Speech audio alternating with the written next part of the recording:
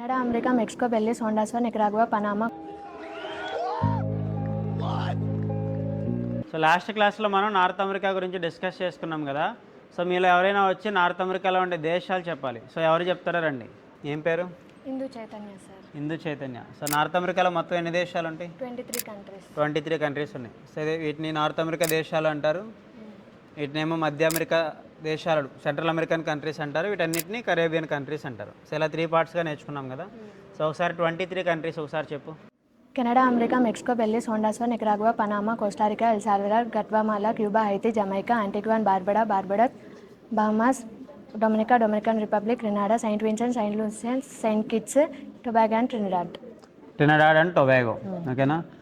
So ఇప్పుడు next ఎవరన్నా, ఇప్పుడు తను 23 కంట్రీస్ చెప్పింది కదా.